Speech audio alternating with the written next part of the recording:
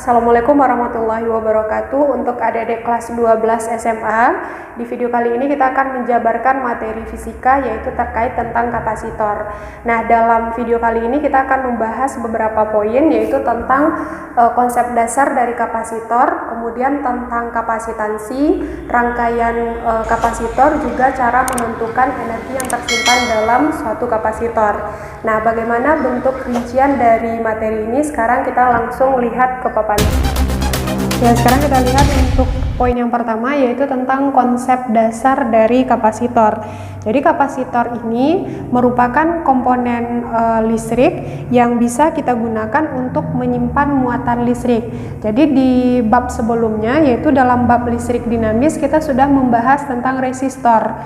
Nah, kalau resistor itu kan tujuannya untuk menghambat arus listrik. Nah, di sini kita bikin tujuan dari kapasitor. Kapasitor ini tujuannya untuk menyimpan muatan listrik. Oke ya, muatan listrik kita simbolkan dengan Q. Nah, sebetulnya untuk kapasitor ini secara dasar dia terdiri dari dua plat atau dua keping yang disusun sejajar. Jadi kalau kita gambarkan ini misalnya plat yang pertama atau keping yang pertama, ini plat yang kedua. Oke. Ya, dan ada jarak antara dua buah plat ini yang kita simbolkan dengan D. Itulah susunan dasar dari kapasitor. Dan untuk plat ini dia punya muatan yang beda jenis. Misalnya ini muatannya positif, kemudian yang di sebelah kanan muatannya negatif. Ketika dua buah plat ini sudah memiliki muatan yang beda jenis, pasti di antaranya akan ada namanya beda potensial. Oke, jadi di sini ada potensial listrik yang kita simbolkan dengan V. Nah, untuk menentukan besar dari V, potensial pada kapasitor yang tersusun dari dua keping sejajar ini bisa kita tentukan di mana V itu nilainya adalah medan listrik dikali dengan jarak antara dua plat tersebut. Oke ya. Ini cara menentukan beda potensial pada kapasitor. Nah, E besar ini adalah medan listrik. Ada diingat kembali, medan listrik satuannya Newton per Coulomb. Sedangkan D di sini adalah jarak plat atau jarak keping sejajar. Jarak tentu satuannya adalah meter, dan V di sini adalah beda potensial. Beda potensial satuannya tentu sama dengan tegangan listrik, yaitu volt. Kita singkat dengan V besar. Nah, untuk simbol dari kapasitor ini, kalau untuk hambatan resistor simbolnya kan garis zigzag ya. Kalau untuk kapasitor simbolnya dalam rangkaian, karena dia berasal dari dua keping sejajar, berarti simbolnya dua buah garis yang sejajar. Nah, jadi simbolnya hampir sama dengan simbol baterai. Cuma kalau baterai garisnya itu ada garis panjang, garis pendek. Tapi kalau kapasitor garisnya sama panjang. Nah, untuk kapasitor itu kita simbolkan dengan C besar. Kemudian konsep dasar yang harus adik pahami lagi adalah tentang satuan dari kapasitor, di mana satuannya adalah farad. Sesuai dengan nama ahli yang menemukan komponen listrik ini, atau kita singkat dengan F besar. Itu konsep dasar yang harus adik-adik pahami. Oke, sekarang kita lanjutkan untuk poin yang kedua yaitu tentang kapasitansi. Jadi bedanya kapasitor dengan kapasitansi, kalau kapasitor itu adalah alatnya, sedangkan kapasitansi ini adalah kemampuan dari kapasitor itu. Tadi kan tujuan kapasitor untuk menyimpan muatan. Jadi kalau kapasitansi, kemampuan kapasitor untuk menyimpan muatan listrik. Nah, untuk menentukan besar dari kapasitansi atau kemampuan kapasitor dalam menyimpan muatan listrik ini bisa kita gunakan persamaan C sama dengan muatan dibagi potensial Q per V. Ini dia cara menentukan kapasitansi dari sebuah kapasitor, dipengaruhi oleh muatan listrik dan potensial listrik. Jadi ini tetap ya, ini adalah muatan listrik satuannya Coulomb. Kemudian V ini adalah potensial, sama dengan yang sebelumnya, potensial listrik satuannya adalah volt. Nah, kalau misalnya nanti ditanya Q, berarti kan ada tinggal bolak-balik rumus ya. Q sama dengan C kali V. Kalau mau mencari V, berarti rumusnya adalah Q per C. Itu cara menentukan kapasitansi sebuah kapasitor secara umum. Tapi nanti kalau misalnya ditanya berapa nilai kapasitansi dari kapasitor yang dipandang sebagai dua buah keping sejajar. Jadi ada lagi cara menentukan kapasitansi kapasitor ya, kapasitor keping sejajar. Nah, untuk menentukan besar kapasitansi kapasitor keping sejajar ini tetap dipengaruhi oleh jarak dua buah keping tersebut, kemudian dipengaruhi oleh luas penampang dari keping yang kita gunakan. Nah, kalau kita gambarkan lagi, misalnya ini keping yang pertama, oke, kemudian ini keping yang kedua. Nah, keping yang pertama ini luasnya adalah A besar. Oke, ini A besar, ini juga A besar. Dan jarak antara dua buah keping tadi kita simbolkan dengan D. Dan tetap harus antara dua buah keping ini muatannya beda ya. Misalnya yang kiri positif, yang kanan negatif. Nah, ketika di antara dua buah keping ini hanya ada udara, tidak ada medium yang kita taruh di sini, cara menentukan nilai kapasitansi kapasitornya adalah C sama dengan epsilon 0 dikali A per D. Jadi epsilon 0 ini merupakan permisivitas vakum. Berapa nilainya? 8,85 kali 10 pangkat min 12. Tapi nanti kalau misalnya di antara dua buah keping itu dikasih suatu medium, nih kakak gambarkan lagi di bawahnya. Ini keping yang pertama positif di sebelah kiri, keping yang kedua negatif, dan jarak antara dua buah keping ini tetap D dan luas penampangnya ada A. Di antara dua buah keping ini dikasih sebuah medium, oke, atau bahan. Nah, berarti di sini ada variabel tambahannya, ada konstanta dari medium. Bagaimana cara menentukan kapasitansi kapasitornya? Cara menentukan kapasitansi kapasitornya kita simbolkan dengan C aksen, di mana nilai C aksen itu adalah konstanta dari medium yang digunakan dikali dengan kapasitansi kapasitor ketika dalam mediumnya tidak ada atau hanya menggunakan udara. Kalau kita substitusi berarti nilai C aksen itu kan akan menjadi K dikali dengan epsilon 0 dikali A per D. Ini kita gunakan kalau di antara plat atau keping sejajar itu ada medium. Oke ya. Ini ada medium atau bahan. Tapi kalau rumus yang di atas ini ketika di antara dua buah pelat hanya vakum ya, vakum atau hanya ada udara saja. Tidak ada medium yang ditaruh di antaranya. Nah, dari persamaan ini bisa kita simpulkan bahwa ada 3 faktor yang mempengaruhi nilai kapasitansi kapasitor keping sejajar. Apa saja faktornya? Faktor yang pertama adalah luas dari keping. Luas keping atau luas dari plat yang kita gunakan. Yang kedua, jarak antara keping atau jarak antara plat. Kemudian yang ketiga, konstanta medium yang digunakan. Konstanta ya, medium yang digunakan. Jadi 3 faktor inilah yang mempengaruhi kapasitansi kapasitor keping sejajar.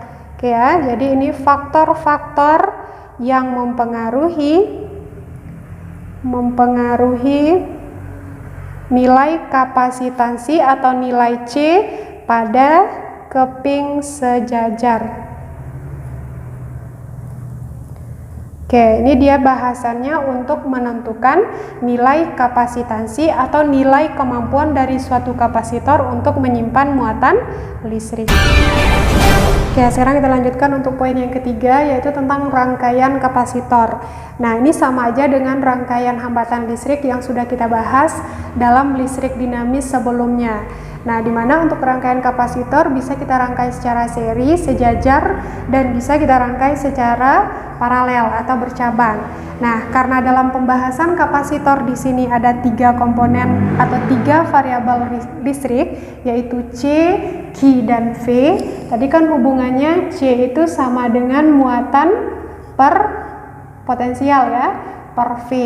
Nah, berarti ada 3 variabel ini juga yang menjadi konsep untuk pembeda rangkaian seri dan rangkaian paralel.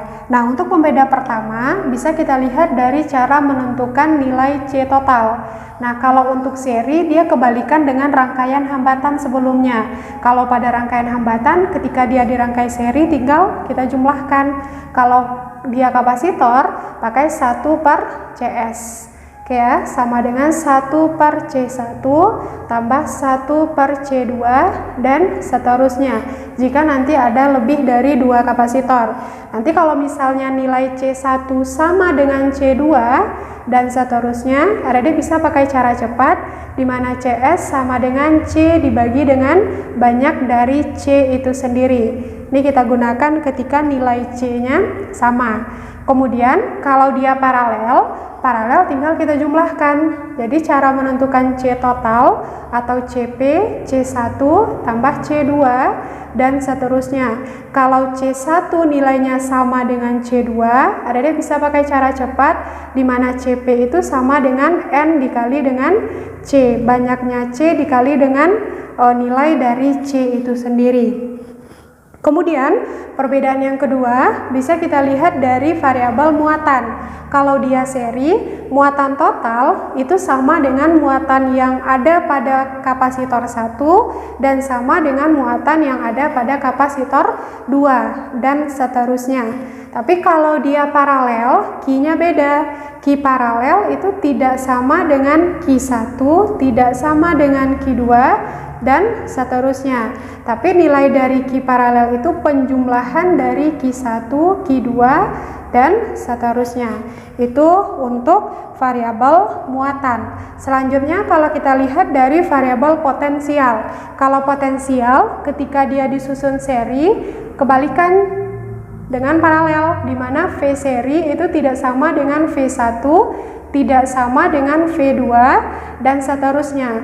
Tapi nilai V total itu sama dengan penjumlahan V1, V2 dan seterusnya. Tapi kalau dia paralel, V-nya sama. Vp sama dengan V pada kapasitor 1 sama dengan V pada kapasitor 2 dan seterusnya.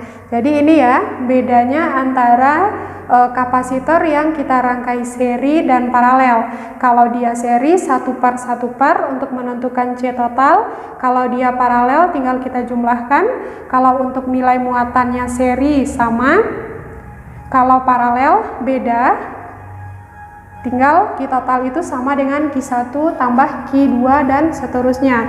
Kalau untuk variabel V pada rangkaian seri ini beda, sedangkan pada rangkaian paralel V-nya bernilai sama. Nah, kemudian selain ini kita langsung masuk ke poin yang keempat ya, yaitu cara menentukan energi yang tersimpan dalam kapasitor. Yang D, energi yang tersimpan pada kapasitor. Nah, simbol dari energi ini sama aja dengan simbol energi listrik yang sudah kita bahas dalam bahasan listrik dinamis sebelumnya, di mana energi yang tersimpan pada kapasitor bisa kita simbolkan dengan W besar, nilainya itu adalah setengah CV kuadrat. Jadi hampir sama dengan rumus energi kinetik ya. Kalau energi kinetik kan setengah MV kuadrat. Nah, ini juga bisa kita ganti C atau V-nya. Misalnya kita ganti variabel C. C C tadi kan rumusnya Q per V, berarti rumus energi pada kapasitor yang kedua bisa kita gunakan setengah Q dikali dengan V. Kalau V-nya kita ganti, nilai V itu berarti kan Q per C. Berarti energi pada kapasitor ini bisa juga kita cari dengan persamaan setengah muatan Q dikuadratkan per C itu sendiri. Jadi rumus dari energi pada kapasitor ini ada 3. Ada hubungannya dengan kapasitansinya C dan potensial, dan ada hubungannya dengan muatan dan potensial atau muatan dengan kapasitansi. Tapi ada jangan hafal ketiganya, ada cukup hafal salah satu, nanti tinggal disubstitusi nilai C sama dengan Q per V ke dalam persamaan yang pertama. Pasti kita akan mendapatkan persamaan kedua dan persamaan ketiga ini gitu. Nah, jadi kalau untuk satuan energi semuanya sama ya, yaitu Joule atau kita singkat dengan J besar. Oke, sekarang biar adik-adik paham, kita langsung lihat untuk contoh soal yang pertama. Di sini katanya ada gambar di mana ada 2 buah kapasitor, dan 2 buah kapasitor ini dirangkai secara seri. Yang untuk kapasitor pertama nilainya 2 farad, ini kita misalkan C1 ya. Kemudian yang 4 farad ini adalah C2. Nah, nilai V-nya potensialnya 12 volt. Pertanyaan yang pertama, berapa C total, berapa Q total, dan berapa Q masing-masing, dan berapa V masing-masing. Nah, di sini kita tambahkan untuk poin yang D, yaitu energi total ya, W total yang tersimpan pada kapasitor, 2 buah kapasitor tersebut. Nah, kita lihat untuk yang poin A kan pertanyaannya C total. Berarti karena dia seri, kita gunakan 1 per CS. Dan kapasitornya beda kan, 1 2 farad, yang satu lagi 4 farad. Berarti 1 per CS sama dengan 1 per C1, 1 per 2, tambah 1 per 4. Ini samakan penyebut, berarti 4 bagi 2, 2 kali 1, 2, tambah 1. Berarti nilai 1 per CS-nya adalah 2 tambah 1, 3, berarti 3 per 4. Kita butuhnya tidak 1 per CS, tapi CS-nya. Tinggal kita balikin. CS sama dengan 4 per 3. Satuannya adalah farad. Nanti kalau dalam soal adik-adik menemukan satuannya itu mikrofarad, adik-adik tinggal ubah ke dalam satuan farad. Oke, sama kayak ubah satuan muatan. Tinggal kita bagi 1 juta atau kita kali 10 pangkat min 6. Kemudian yang B. Yang B, Q total. Q total, cara menentukannya tentu dari persamaan C sama dengan Q per V tadi. Q total itu nilainya sama dengan C total, CS dikali dengan V total. CS-nya berapa? 4 per 3. V totalnya berapa? Sumber yang digunakan di gambar, 12. Nah, 12 bagi 3, ini adalah 4. 4 dikali 4 berarti Q totalnya adalah 16 coulomb. Oke, ini dia Q total. Selanjutnya ditanya Q1 dan Q2. Karena mereka seri, berarti langsung bisa kita dapatkan nilai Q1 itu pasti sama dengan Q2, pasti sama dengan Q total, yaitu nilainya adalah 16 coulomb. Oke ya, kita lanjutkan untuk poin yang C. Poin yang C berapa V1, berapa V2. Ini langsung aja V1 itu sama dengan Q1 per C1. Oke, karena V-nya beda. Q1 berapa? 16. C1 berapa? 2. 16 bagi 2 berarti 8 volt. Terus V2. V2 tentu Q2 per C2. Q2-nya berapa? 16 juga. C2-nya berapa? 4. 16 bagi 4 berarti 4 volt. Kalau adik-adik jumlahkan totalnya sama dengan yang V total ya, 12 volt. Nah, kemudian yang D, berapa W total? Nah, untuk menentukan nilai W total, tinggal kita gunakan rumusnya, boleh setengah CV kuadrat, boleh setengah QV, boleh setengah Q kuadrat per C. Kira-kira yang gampang di sini adalah kita gunakan persamaan yang kedua, setengah QV, biar kita nggak pakai kuadrat-kuadrat ya. Jadi W total tentu nilainya sama dengan setengah Q total dikali dengan V totalnya. Berarti ini setengah Q totalnya 16, V-nya berapa? 12. Oke, 16 dibagi dengan 2 ini adalah 8. Nah, 8 dikali dengan 12 ini berarti sama dengan 96. Satuan dari energi adalah joule. Ini cara menentukan kalau yang ditanya itu adalah W total, V masing-masing, Q total, Q masing-masing, dan C total jika rangkaian kapasitor itu seri. Sekarang kita lanjutkan kalau yang dikasih di gambar itu rangkaiannya paralel. Pertanyaannya sama ya. Yang pertama, berapa C total? Nah, dia kan paralel. Untuk menentukan C total berarti kita langsung tambahkan. CP sama dengan, kita anggap misalnya yang 1 farad ini adalah C1, yang 2 farad ini adalah C2. Berarti CP tentu sama nilainya dengan C1 tambah C2. 1 farad ditambah dengan 2 farad, berarti nilainya adalah 3 farad. Ini nilai untuk C total atau CP.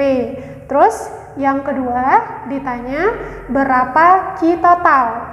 Oke, untuk menentukan Q total berarti tinggal kita gunakan ke dalam persamaan Q total itu sama dengan C total, CP dikali dengan V total yang 6 volt. Nah, C totalnya berapa? 3 dikali dengan 6, berarti nilainya adalah 18 coulomb. Ini adalah nilai dari Q total. Selanjutnya ditanya berapa nilai Q1 dan Q2. Oke, karena di sini dia paralel berarti Q-nya beda ya. Q1 itu tidak sama dengan Q2. Bagaimana cara kita menentukan nilai Q? Di sini kita bisa gunakan perbandingan Q dengan C. Berarti Q1 banding Q2. Apa hubungan Q dengan C? Dari persamaan C sama dengan Q per V. Kalau mau mencari Q kan rumusnya C kali V tadi kan. Berarti hubungan muatan dengan C itu adalah sebanding. Kita ganti. Q1 berarti C1 banding C2. Berapa perbandingannya? C1 1, C2 2. Berarti perbandingannya 1 banding 2. Kita totalkan. Sama kayak menyelesaikan soal rangkaian hambatan listrik ya. Totalnya adalah 3. Kita mau mencari Q1. Q1 angka pembandingnya berapa? 1. Nah, jadi di sini nilai Q1 berarti 1 per total perbandingan mereka 3 dikali dengan Q total. Q totalnya adalah 18 coulomb. 18 bagi 3 berarti 6 coulomb. Oke, hal yang sama untuk menentukan Q2. Q2 itu nilai angka pembandingnya berapa?